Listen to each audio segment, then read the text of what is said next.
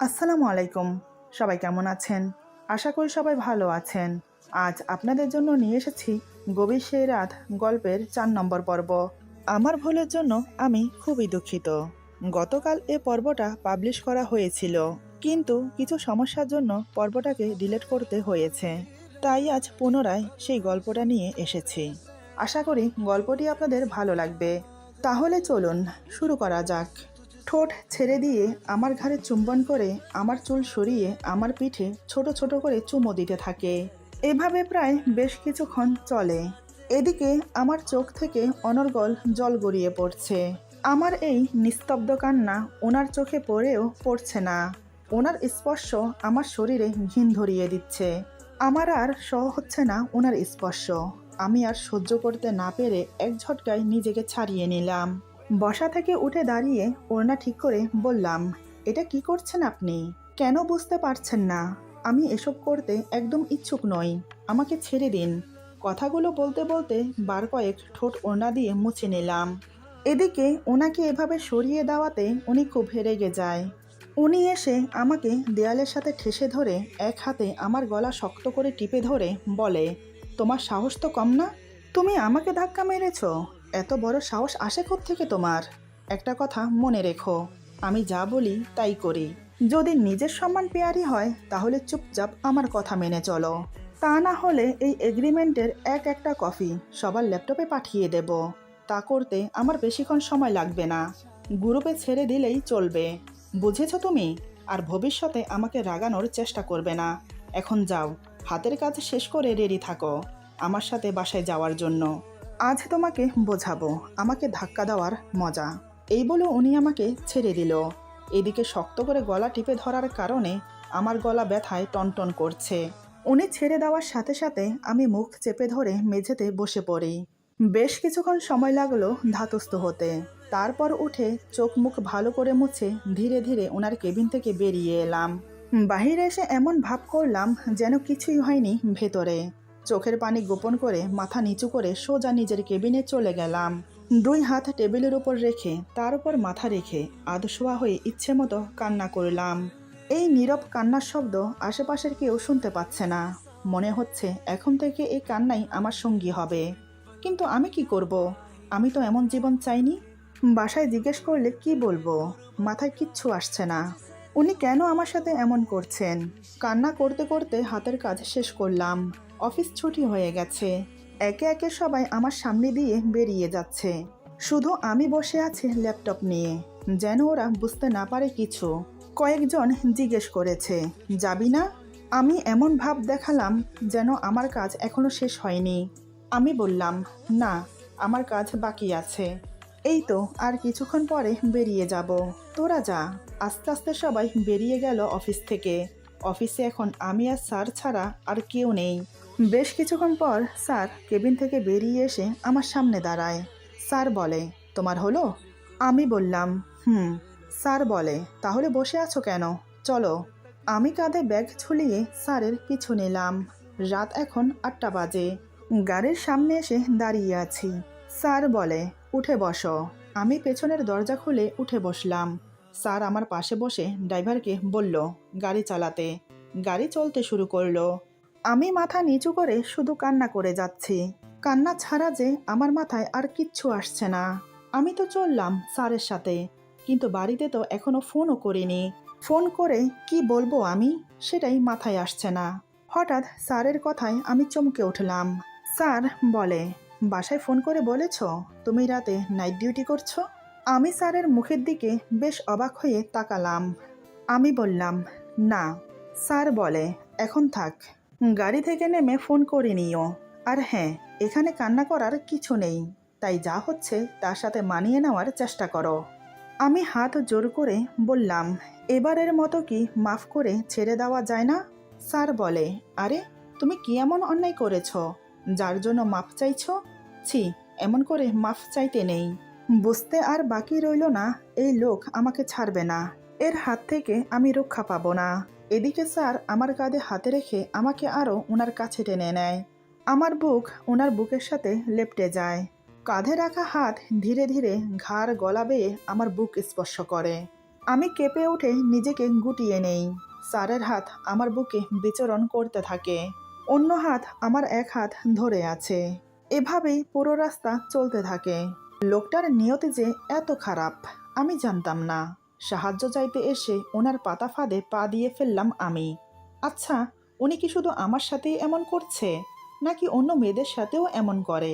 নানান কথা ভাবতে ভাবতে ওনার বাড়িতে এসে পৌঁছালাম। গাড়ি থেকে নেমে ওনার পিছে পিছে যেতে লাগলাম। বাড়ির ভেতরে প্রবেশ করতেই মুখোমুখি হলাম কাজের মেয়েদের সাথে। সেদিনের চেনা 3জন ছাড়াও আজ আরও 2জনের নতুন মুখ দেখতে পেলাম। ওরা সারিবদ্ধ হয়ে দাঁড়িয়ে আমাদের দিকে তাকিয়ে আছে। স্যার বলে, টেবিলে খাবার দাও, আমি এখনই আসছি ফ্রেশ হয়ে। এই বলে আমাকে নিয়ে উপরে চলে গেল। এদিকে কাজের মেয়েগুলো একে অপরের মুখ দেখল শুধু, কিন্তু মুখে কিছু বলার সাহস পেল না কেউ। তবে আমাকে নিয়ে যে ওদের মাঝে সমালোচনা শুরু হবে তা আমি বেশ বুঝতে পারছি। রুমে এসে স্যার বলে, তুমি বসো, আমি ফ্রেশ হয়ে নেই। এই ফাঁকে তুমি ঘরে কথা বলে নাও, বলবে যে তোমার নাইট শিফট পড়েছে। এবার থেকে সপ্তাহে 1 দিন করে নাইট শিফট হবে, এর থেকে বাড়তি কিছু বলতে যেও না, ঠিক আছে? এই বলে ফ্রেশ হতে চলে গেল। উনি আমাকে যা শিখিয়ে দিল আমি তাই বললাম ঘরে। আমার কথা শুনে প্রথমে মা একটু চেঁচামেচি করে, পরে বুঝিয়ে বলাতে শান্ত হয়। কিন্তু আমার মনকে যে আমি শান্ত করতে পারছি না। কেমন যেন অস্থির অস্থির লাগছে আমার। ইচ্ছে করছে এখান থেকে পালিয়ে যাই, কিন্তু এর হাত থেকে আমি বাঁচবো কি করে? কথাগুলো ভাবতে ভাবতে স্যার বেরিয়ে এলো ফ্রেশ হয়ে। একটা সাদা টি শার্ট আর ট্রাউজার পরে আমাকে বলে, চলো নিচে, খাবে? আমি বললাম, আমি খাবো না, আমার খেতে ইচ্ছে করছে না। স্যার বলে, খেয়ে নাও, কারণ তোমার শরীরে শক্তির প্রয়োজন, তা না হলে আমাকে সামলাবে কি করে? সেদিন রাতের অভিজ্ঞতার কথা নিশ্চয়ই ভুলে যাওনি? আমি বললাম, আমার খিদে পায়নি, আপনি খেয়ে আসুন। স্যার বলে, ঠিক আছে, না খেলে নেই। এত জোরাজুরি করার বা তেল মাখিয়ে খাওয়ানোর অভ্যাস আমার নেই। এই বলে তিনি নিজেই খেতে চলে গেল। আমি শুধু কান্নামাখা মুখ নিয়ে ওনার দিকে তাকিয়ে রইলাম। আমি যেভাবে বসেছিলাম সেভাবেই বসে আছি। স্যার বেশ অনেকটা সময় পর রুমে এলো। আসার সময় মদের বোতল আর গ্লাস নিয়ে আসে। বুঝতে পারলাম উনি এখন ড্রিঙ্ক করবে। করলে করুক, তাতে আমার কি? কিন্তু এই গন্ধটা তো আমি একদম সইতে পারি না। কেমন যেন মাথা ঘুরায়, বমি বমি হয়। বসে বসে কথাগুলো ভাবছি, তখনই স্যার বলে, খাবে নাকি? আমি বললাম, আমি এসব খাই না। স্যার বলে, সেদিন খাওনি, আমি জোরও করিনি, কিন্তু আজ না খেলে জোর করে খাওয়াতে বাধ্য হব, কারণ আমি খেয়ে মাতাল হব, আর তুমি বেমাতাল থাকবে, খেলায় ঠিক জমবে না। তাই দুজনকেই মাতাল হতে হবে। সেদিন তুমি তোমার ইচ্ছায় এসেছো, কিন্তু আজ তুমি আমার ইচ্ছায়। তাই আমি যা বলবো তোমাকে সেটাই শুনতে হবে। এই নাও, এটা খেয়ে নাও। এই বলে হাফ গ্লাস মদ আমাকে এগিয়ে দেয়। আমি বললাম, প্লিজ স্যার, জোর করবেন না, আমি খাই না এসব, আমার এসবের অভ্যাসও নেই। স্যার বলে, আরে না করো না, একবার খেলে ঠিক হয়ে যাবে, নাও নাও খেয়ে নাও। আমি বললাম, স্যার প্লিজ, আমাকে জোর করবেন না, আপনার দুটো পায়ে পড়ি। কিন্তু কে শোনে কার কথা? উনি আমার গাল চেপে ধরে মুখ হাঁ করিয়ে মদ ঢালতে শুরু করে, আর আমি বেচারি না চাইতেও মদ ঢকঢক করে গিলে ফেলি। ছি, কেমন যেন তেতো তেতো। উনি আমার মুখ ছেড়ে দিতেই আমি মুখ বিকৃত করে নিলাম। আমার পেট গুলিয়ে বমি হতে লাগলো। দৌড়ে ওয়াশরুমে চলে গেলাম। ওয়াশরুমে গিয়ে বমি করে তারপর মুখে হাতে পানি দিয়ে বেরিয়ে এলাম। বমির সাথে কিছুটা মদ বেরিয়ে এসেছে, তবে ততক্ষণে আমার মাথা ঝিমঝিম করতে শুরু করেছে। আমি কোনো রকম ওয়াশরুম থেকে বেরিয়ে খাটে এসে বসলাম। এদিকে স্যার নিশ্চিন্তে বসে মদ খাচ্ছে। আমি 2 হাতে মাথা চেপে ধরি, কারণ আমার সামনে থাকা সব কিছু কেমন যেন ঝাপসা ঝাপসা মনে হচ্ছে। সামনের সব জিনিস ডাবল ডাবল দেখছি, কেমন যেন অন্যরকম একটা অনুভূতি হচ্ছে। স্যার আমার দিকে তাকিয়ে মিটমিট হাসছে। আমি বললাম, আমার এমন কেন লাগছে? আমার মাথাটা ঘুরছে। স্যার বলে, ও কিছু না, একটু নেশা হয়েছে। ততক্ষণে আমি হুঁশ হারিয়ে ফেলেছি। আমি নেশাকৃত হয়ে বললাম, নেশা হয়েছে? বেশ হয়েছে। সব কিছু কেমন যেন দুটো দুটো মনে হচ্ছে। এই দেখুন না, আপনিও দুজন। কোনটা আপনি? স্যার আমার হাত ধরে একটানে বুকে নিয়ে এসে বলে, এই তো, এটা আমি।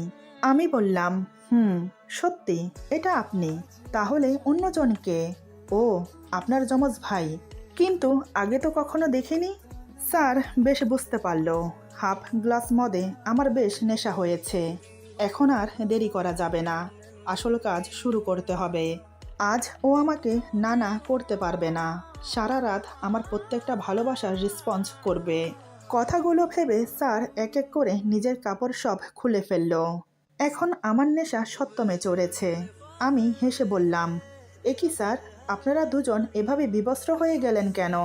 স্যার আমার কথার উত্তর না দিয়ে আমার কাছে এসে আমার কাপড় খুলতে লাগলো। আমি ওনাকে বাধা দেওয়ার চেষ্টা করলাম। স্যার জোর করে আমাকেও বিবস্ত্র করে ফেলল।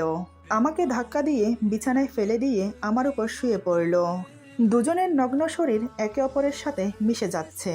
যেহেতু আজ আমি নেশাকৃত হয়ে আছি, তাই আমি বাধাও দিচ্ছি না। আমার কাছে বেশ ভালো লাগছে, তাই আমি ওনাকে জড়িয়ে ধরলাম। যেমন উনি আমার মুখে চুমো দিচ্ছে, তেমনি আমিও ওনার মুখে চুমো দিচ্ছি। এভাবে আদর করতে লাগলো। সারা রাত উনি আমাকে আদর করলো। রাতভর কয়বার উনি আমার সাথে সঙ্গমে লিপ্ত হয়েছে আমি জানি না। তবে আমি মাঝরাতেই ঘুমিয়ে পড়ি। আমার ঘুমন্ত শরীরটাকেও সে ছাড়েনি। আমার তো হুঁশই ছিল না, তাই আমি বুঝতেও পারলাম না উনি আমার সাথে সারা রাত কি করেছে। ভোর 5টার দিকে ওনার ক্লান্ত শরীর আমার বুকের উপর এলিয়ে দিয়ে ঘুমিয়ে পড়ে। সেদিনের মতো দুই হাতে শক্ত করে জড়িয়ে ধরে ঘুমিয়ে আছে। দিনের এখন 10টা বাজে। হঠাৎ আমার ফোনটা বিকট শব্দ করে বেজে ওঠে। তাতেই আমার ঘুম ভেঙে যায়, কিন্তু স্যারের ঘুম ভাঙে না। আমার ঘুম ভাঙতেই আমি অনুভব করলাম মাথাটা প্রচুর ভারী হয়ে আছে। সারা শরীর খুব ব্যথা করছে। ওনাকে আমার বুকের উপর দেখে কাল রাতের কথা মনে পড়ে গেল। উনি আমাকে জোর করে মদ খাইয়েছে। তারপর আমি বমি করে এসে খাটে বসলাম। এরপর কি হলো আর তো মনে পড়ছে না কিছু। তবে উনি যে আমার সাথে শারীরিক সম্পর্ক করেছে এটা বুঝতে পারছি। এসব ভেবে নিজেকে স্বাভাবিক করতে একটু সময় লেগে গেল। ততক্ষণে ফোন বেজে বন্ধ হয়ে গেছে। কিছুক্ষণ পর আবার ফোন এলো। ফোন হাতে নিয়ে দেখি মা ফোন করেছে। ঘড়ির দিকে তাকিয়ে দেখি দিনের 10টা 10 বাজে। সর্বনাশ, নাইট ডিউটির কথা বলেছি। আমার তো সকাল সকাল ঘরে যাওয়ার কথা, কিন্তু আমি তো এখনো এখানে পড়ে আছি। আমি তাড়াতাড়ি ওনাকে ধাক্কা দিয়ে সরিয়ে উঠে ফ্রেশ হয়ে কাপড় পরে নিলাম। এরপর ওনাকে ডাকতে এসে ওনার মুখের দিকে বেশ কিছুক্ষণ তাকিয়ে রইলাম। ওনার মুখ দেখলেই আমার মনে ওনার জন্য ঘৃণা ছাড়া আর কিছুই আসে না। আজ তো উনি অতিরিক্ত করে ফেলেছে। জোর করে মদ খাইয়ে সারা রাত আমাকে শোষণ করেছে। কি জঘন্য, কি নীচ ওনার বিচার।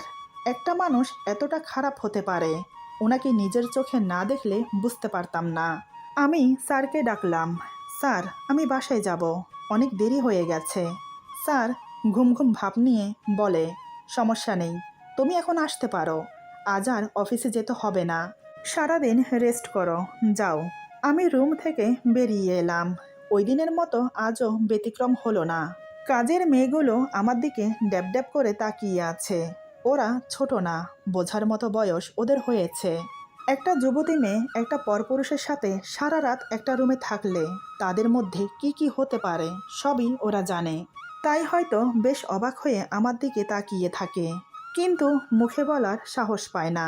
আর আমি ওদের চোখে চোখ মেলাতে পারি না। লজ্জায় অপমানে মাথা নিচু করে চলে আসি। তারপর একটা রিক্সা নিয়ে উঠে বসি। প্রায় আধা ঘন্টা পর ঘরে এসে পৌঁছালাম। ঘরে আসার সাথে সাথে মা শুরু হয়ে গেল আমাকে নিয়ে। মা রেগে গিয়ে বলে, হ্যাঁ রে, এই তোর আসার সময় হলো? কিসের নাইট ডিউটি? হ্যাঁ, কই আগে তো কখনো শুনিনি। তাহলে হঠাৎ আজ কিসের নাইট ডিউটি? আমি বললাম, আরে মা, সবাই করে, নাইট ডিউটি করলে ডাবল পয়সা। যেহেতু আমি লোন নিয়েছি, তাই ভাবলাম নাইট ডিউটি করলে এক্সট্রা কিছু পয়সা আসবে, তাই আমিও রাজি হয়ে গেলাম সপ্তাহে একদিন করব বলে। মা, আমি একা করি না, অন্যান্য মেয়েরাও আছে। মা এবার শান্ত হলো আমার কথা শুনে। সেদিন সারাদিন রেস্ট করে তার পরের দিন আবার অফিসে গেলাম। কেবিনে গিয়ে বসতেই স্যার আমাকে ডেকে পাঠালো। কিছুক্ষণ পর আমি স্যারের কেবিনে গেলাম। আমি বললাম, স্যার ভেতরে আসবো? স্যার বলে, এসো। আমি ভেতরে এসে বললাম, স্যার আমাকে কেন ডেকেছেন? স্যার বলে, তুমি ঠিক আছো কি না তা জানতে। তোমার শরীর ভালো তো? আমি ওনার দিকে তাকিয়ে মনে মনে ভাবছি, উনি কি আমাকে এটা জিজ্ঞেস করার জন্য ডেকেছে? আমি ভালো থাকি আর খারাপ থাকি তাতে ওনার কি? ওনার কি বা যায় আসে? আমি বললাম, ঠিক আছে। স্যার বলে, ভালো থাকলে ভালো, নিজের যত্ন নিও, আর প্রত্যেক সপ্তাহে বলার সাথে সাথে রেডি থাকবে, মনে থাকে যেন। এবার আসতে পারো। আমি চলে এলাম কেবিনে। এভাবেই যেতে লাগলো দিন। আজ শরীর ভালো না, সকাল থেকে পেটে ব্যথা করছে। ব্যথা করার কারণ পিরিয়ড এসেছে। আজ আবার ওনার বাড়িতে যেতে হবে, কিন্তু এই অবস্থায় কিভাবে? আমি ভাবলাম ওনাকে গিয়ে বলবো আজ যেতে পারবো না, কোনো একটা অজুহাত দিয়ে দেব। এই ভেবে ওনার কেবিনে গেলাম। আমি বললাম, স্যার আসবো? স্যার আমার দিকে তাকিয়ে বলে, ও তুমি, এসো। আমি ভেতরে আসতেই বসতে বলে। স্যার বলে, কি ব্যাপার, কিছু বলবে? আমি বললাম, স্যার আজ আমি যেতে পারবো না, শরীর ভালো না তাই। স্যার বলে, দেখো আমার সাথে কোনো অজুহাত চলবে না। আমি তো দেখছি তুমি দিব্যি আছো, সমস্যা কি? আমি বললাম, আসলে স্যার পেটে খুব ব্যথা করছে। স্যার বলে, উল্টোপাল্টা কিছু খেয়েছো নাকি? আমি বললাম, আসলে তা না। স্যার বলে, তাহলে ব্যথা করার কারণ কি? আমি চুপ করে রইলাম। কি করে বলি যে আমার পিরিয়ড এসেছে? স্যার বলে, কি হলো, বলছো না কেন? আমি বললাম, আসলে স্যার মানে। স্যার বলে, আমি ভনিতা পছন্দ করি না। কি হয়েছে সোজাসুজি বলো, না হলে আসতে পারো, আর রাতের জন্য রেডি থাকো। এবার দেখছি বলতেই হবে, তা না হলে এ আমাকে ছাড়বে না। আমি এবার লজ্জা শরমের মাথা খেয়ে মাথা নিচু করে বললাম, স্যার মেহেলি প্রবলেম হয়েছে। আর বুঝিয়ে বলতে হলো না। স্যার হাতে কলম ঘোরাতে ঘোরাতে বলে, কবে থেকে হয়েছে? আমি লজ্জায় মাথা উঁচু করতে পারছি না। আমি বললাম, আজ সকালে। স্যার বলে, ভালো, কোনো সমস্যা না, তারপরেও রেডি থেকো। এবার আমি মুখ তুলে ওনার দিকে তাকালাম। এ কি মানুষ, নাকি মানুষরূপী অন্য কিছু? একটা মেয়ে পিরিয়ড অবস্থায় কতটা সমস্যায় ভোগে, তার কোনো ধারণা আছে এই লোকটার? আমি আর কিছু বললাম না, সোজা কেবিনে চলে এলাম। কেবিনে এসে কান্না করতে লাগলাম। এই অবস্থাতেও এই লোকটা আমার সাথে মেলামেশা করবে, কি করব আমি এখন? আর ভাবতে পারছি না আমি, যা আছে কপালে তাই হবে। সারাদিন কাজ শেষ করে রাতের দিকে স্যার আমাকে নিয়ে তার বাসায় গেল। আমি যেন ওনার হাতের পুতুল, যেভাবে নাচাবে সেভাবেই নাচতে হবে। যেদিন থেকে উনি আমাকে ব্ল্যাকমেল করতে শুরু করেছে, সেদিন থেকে আমি আমার জন্য বাঁচতে ভুলে গেছি। ওনার হিসেবে আমাকে বাঁচতে হয় এখন। যাই হোক, বাসায় আসার পর উনি সবসময়ের মতো আমাকে আজও রুমে নিয়ে গেল। আমাকে বসতে বলে ফ্রেশ হতে চলে গেল।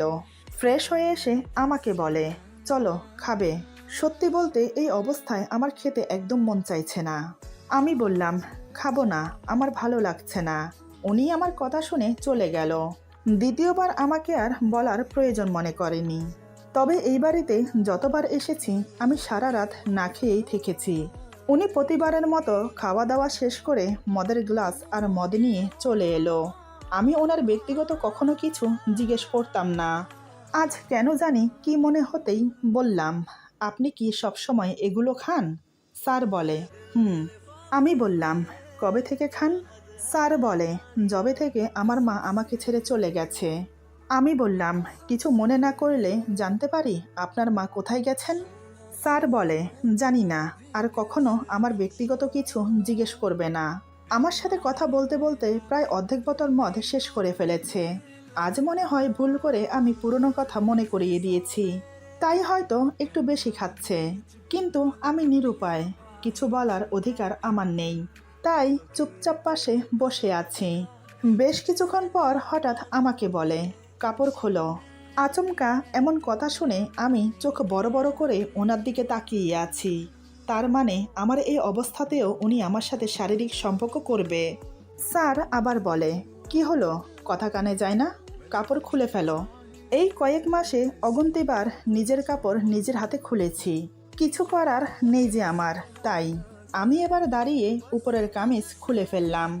অমনি আমার ধবধবে ফর্সা বুকটা বেরিয়ে এলো। স্যার নেশাকৃত চোখে আমার দিকে তাকিয়ে আছে। আমার হাত ধরে টান দিয়ে ওনার কোলে বসিয়ে নেয়। আমি পড়ে যাওয়ার ভয়ে শক্ত করে ওনার গলা জড়িয়ে ধরি। ওনার মুখ আমার মুখের সামনে। উনি বলে, ভয় পেও না, আমি ধরেছি তো। এই বলে আমার গালের সাথে নাক লাগিয়ে ঘেঁষতে থাকে। আর দুই হাতে আমার কোমর শক্ত করে জড়িয়ে আমাকে আরও কাছে টেনে নেয়। ধীরে ধীরে ওনার দুই হাত আমার কোমর থেকে পিঠের মাঝখানে এসে থামে। আস্তে করে ছোট কাপড়ের হুকগুলো খুলে দিতেই সেটা শরীর থেকে খুলে আলগা হয়ে গেল। উনি এক হাতে আমাকে ধরে রেখে অন্য হাতে কাপড়টা খুলে নিচে ফেলে দিল। এখন আমি অর্ধনগ্ন অবস্থায় ওনার বুকে লেপ্টে আছি। উনি আমার উন্মুক্ত বুকের মাঝখানে মুখ ডুবিয়ে নাক ঠোঁট চেপে ধরে জোরে জোরে নিঃশ্বাস নিয়ে শরীরের ঘ্রাণ নিতে থাকে আর ছোট ছোট করে চুমো দিতে থাকে। এভাবে আমাকে কোলে নিয়ে আস্তে করে বিছানায় উঠে আমাকে নিয়ে শুয়ে পড়ে। সত্যি বলতে আমার কাছে অসহ্য লাগছে। একে তো শরীর খারাপ, দ্বিতীয়ত পেটে ব্যথা করছে, তার ওপর উনি এমন করছে। একদম বিষিয়ে গেছে মনটা আমার। কিছু বলতেও পারছি না আমি। এদিকে উনি আমাকে আদর করেই যাচ্ছে, শুধু উপরের অংশে। বেশ কিছুক্ষণ পর কম্বল গায়ে দিয়ে আমার বুকে মাথা রেখে আমাকে জড়িয়ে ধরে শুয়ে থাকে। উনি বলে, কিছু খাবে তুমি? আমি বললাম, না। উনি বলে, পেটের ব্যথা কমেছে? আমি বললাম, না। উনি বলে, খুব বেশি হচ্ছে? আমি বললাম, হুম। এবার উনি হঠাৎ এমন একটা কাণ্ড করলো যেটা আমি বাস্তবে কেন স্বপ্নেও আশা করব না। আমি ভাবনায় পড়ে গেলাম ওনার কাণ্ড দেখে। আজ মানুষটার কি হলো ঠিক বুঝতে পারছি না। এরপর যা হলো, আজকের গল্প এখানে সমাপ্ত। গল্পের বাকি অংশ পেয়ে যাবেন আগামী পর্বে।